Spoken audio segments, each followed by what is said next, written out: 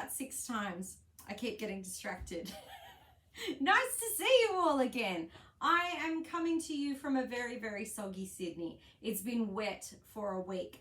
Craft room is not flooding again, touch wood, that's all fine. But I thought I'd pop in here and make something cool, cheer myself up a bit and stay out of the rain. I am wearing my opal rain earrings from Say Hello Creative. If it looked this pretty outside, I wouldn't even be mad about it. So I thought I would make a bag today to carry around my diary and my water bottle. When the kids were little, I used to shove everything in a giant nappy bag. But my littlest baby, you know, I have 4. My littlest one is about to turn 10. So I think I'm well past the stage of nappy bags now.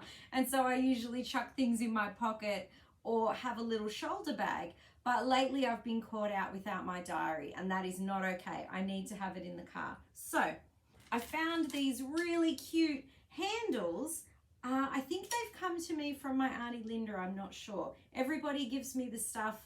They're like, nobody's gonna use this. I was gonna throw it away. I thought I'd check if you want it first. Oh my gosh, these are amazing. This would be a cute little handbag, but I have my eye on these ones because I think I can put my arm through it if I need to hold, well, they won't do that because there'll be a bag on them, but I can put my arm through it if I need to hold hands or push a trolley or something. And I think it'll be big enough without being a giant nappy bag. I also found this amazing fabric, just something neutral, just something simple, just something covered in dinosaurs, which I think will be perfect. I will love this. It's not too out there. I can wear it with most of my outfits because heaven forbid we should clash. And it'll be super cute. It's quite thin. I may need to line it or even just double it over, but we'll figure that out as we go. You know me, I'm honest. I do make things up as I go. It usually works out. If I can give you any tip, it would be just go with it, have a shot. It'll probably work. You can fix it if it doesn't. I may actually make a template this time, try and do it neatly. I know that's not like me. I usually just dive in head first, but I want to make sure that it works, that it functions properly. So let's make something.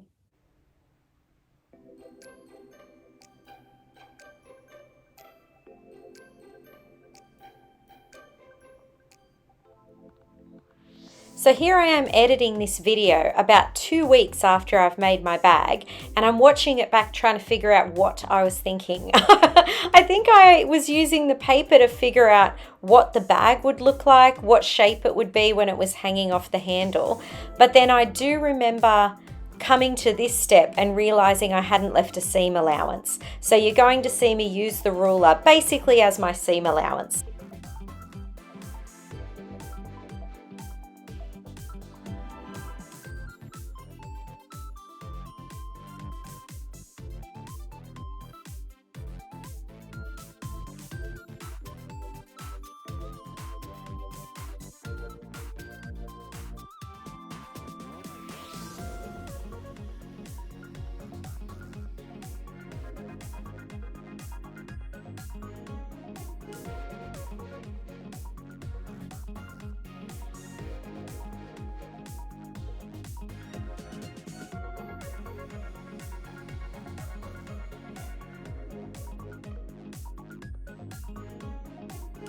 I'll be using that little piece that kept jumping out at me as a pocket inside the bag later on, but for now I need to cut my lining fabric exactly the same size as I cut my outer fabric, and I've got a really neat way to put these together so that all of your seams end up being enclosed.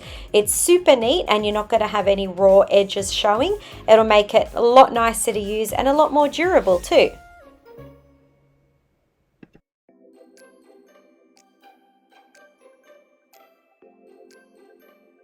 Now I'm just checking where my pocket is going to sit and making sure that I don't end up sewing it where the top fold is going to run into it. So that was a good idea, just to mark things out and make sure that it's going to be in the right spot once it's done.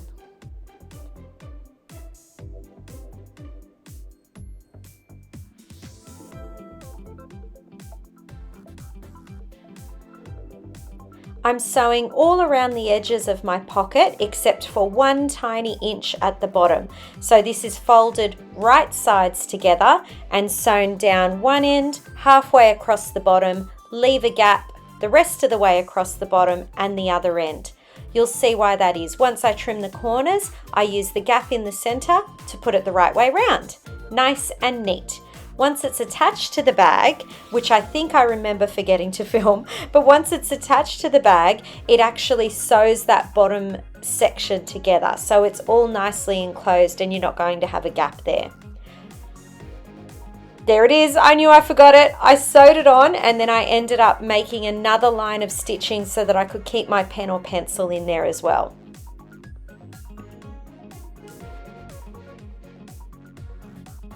Now for both sets of fabric, I'm going to put them right sides together, and on this inside piece I'm going to use the same tactic. So all the way down the sides, but at the bottom I'm going to leave about a 2-inch gap. The top pieces of fabric, right sides together, and you can sew them the entire way around those 3 edges. You know, I don't usually pin things because what happens is I forget to take them out. So you see me meticulously stopping, taking my pin out, putting it in my little cupcake because I've left pins in before, and then you go to stick your hand in your bag or the shirt or the skirt you've made and you get a very nasty surprise. So I'm trying to be better. I'm trying to be a more conscientious pin user. Has anyone tried those clips? My friend gave me some of the clips that you can use instead, and I've just realized I've got them. Oh, there's the gap. Don't forget about that gap at the bottom.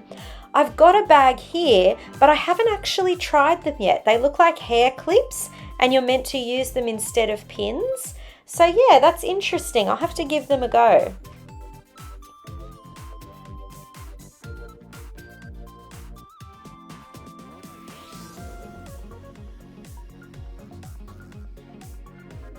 What I'm doing now is putting the top piece of fabric right sides out, right sides showing, so it's the correct way around. And I've pushed the corners out to make them sharp, and then I'm sliding it inside the lining. So the lining I have not turned out, only the outside section. It's a little bit tricky. It's a lot easier to watch what I mean instead of having it explained to you. But by doing this and then sewing around the top section of the bag, what'll happen is the only opening that's left is that 2 inches at the bottom of the lining. So when you pull everything out the right way round at the end, everything is enclosed. And when you go back and sew up that tiny little gap, you can just literally run the stitches across it and it'll be super neat. Everything is inside and it makes it look really well put together.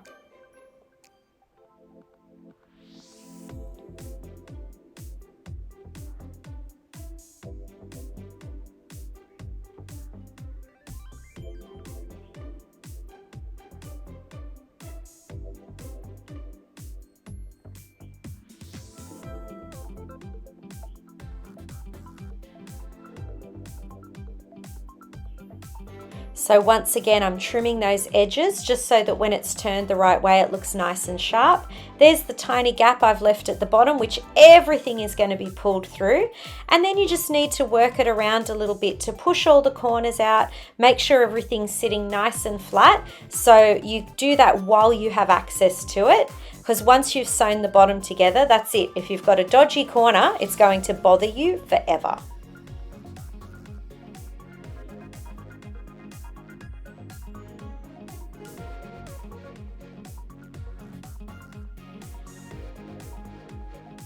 There I go, off to sew that tiny little opening shut. Once again, I didn't feel like moving the camera, so brrr, there's me on the machine, brrr, all finished, coming back.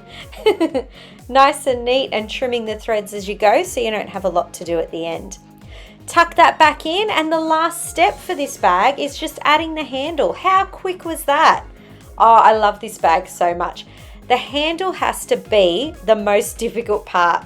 As you'll see, it took a little bit of maneuvering to get it into the sewing machine, but we got there. I just pinned it and I went really slowly. It maybe has a little bit of puckering at one of the corners, but it's not too bad at all. And I think for for how I had to do it by pushing those handles through the machine, I think it worked pretty well.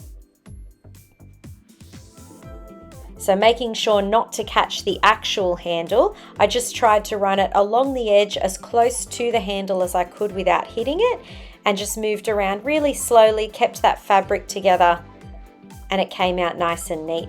I've never worked with handles like this before. Usually the little totes that I make have fabric handles, so I'm interested to know if anybody's made any of those vintage purses with the different brass handles, wooden handles, stuff like this. I would love to see photos. Please put them in the comments, share your work. I would love to know what everybody else has made. And remember, this is usually stuff that I knock together on a whim. I never claim to be a sewing prodigy. I just make things I like. I love to have fun, and hopefully it inspires other people to give it a go. Look at my bag. Oh, I'll let the other me tell you all about it. I am so in love with this.